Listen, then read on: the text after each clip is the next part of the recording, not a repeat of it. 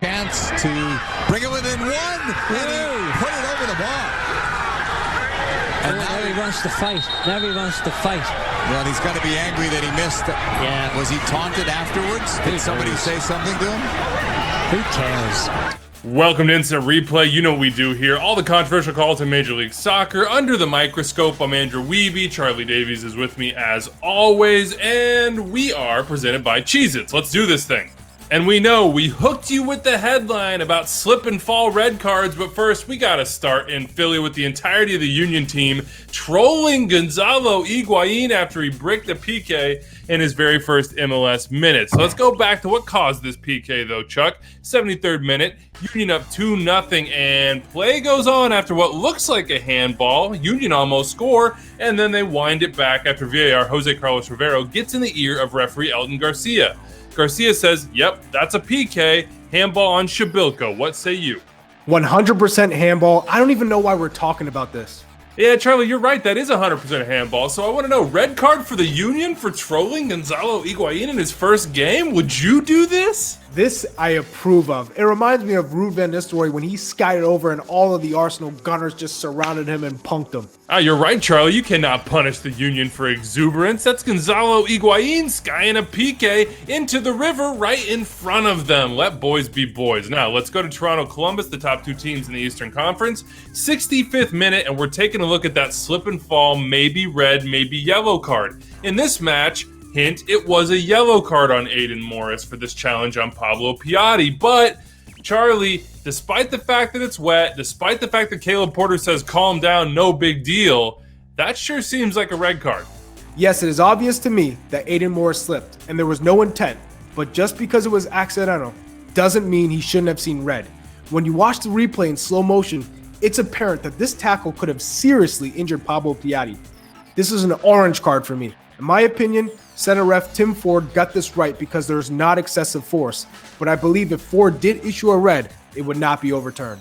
Timeout. Not excessive force? Watch this thing back. That's the definition of excessive force, and I believe you can hear Richie Larea arguing with referee Timmy Ford saying, would it be a slip and would that matter if his leg was broken? Pablo Piatti's leg could have absolutely been broken on a wet field. Aiden Morris has to keep that in mind. I think this is a red card. There is no way that this is excessive force. He reacts and then slips. Sure, it does come in hard and it would have been extremely harsh to get a red, but there's not excessive force, there is not intent, and this was accidental. Sure, it's a yellow card.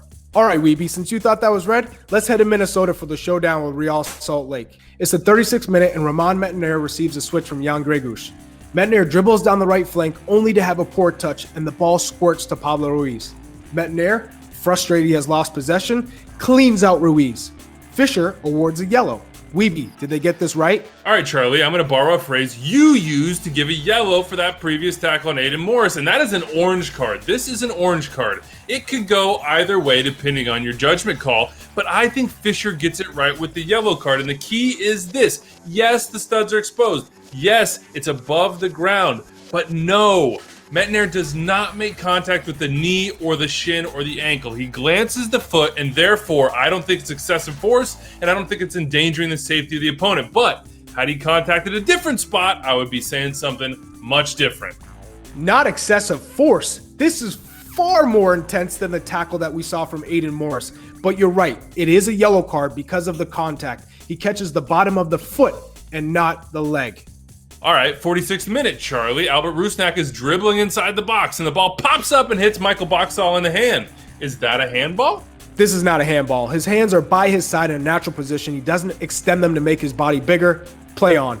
Yeah, never a handball. He had no time to react. Let's fast forward now to stoppage time. Listen, RSL fans, we're doing this as a favor to you. And Albert Rusnak is a little bit peeved. That's because Emmanuel Reynoso pushes him. Now hit fast forward. We'll see all this play out and get to the point where Rusnak decides he's going to dive in and maybe even stomp, as RSL fans say. There is a little bit of that, but not enough. Drew Fisher gives no yellow cards, no fouls. He waves play on in stoppage time. I agree. You got to let this game play out and manage it. Well done to Fisher in this moment. Spot on. All right, let's end with this one, Charlie. Nashville were not happy about this Daniel Rios goal being called off. Let's see what VR Guido Gonzalez Jr. and referee Rubio Vasquez saw. All right, there it is. There's the play. There's the line. What do you think? Offside, onside? Vasquez and Gonzalez got this one right. It seemed close during the run of play, but at the review, it was obvious to me he's a step off. All right, it's the Pano Cam that really tells the tale. Shout out to producer Rich for finding that one for us. That's it for Instant Replay. Let us know if you see a play you want us to review. Use the hashtag Instant Replay and tweet at either Charlie and I. With that, we'll see you next time.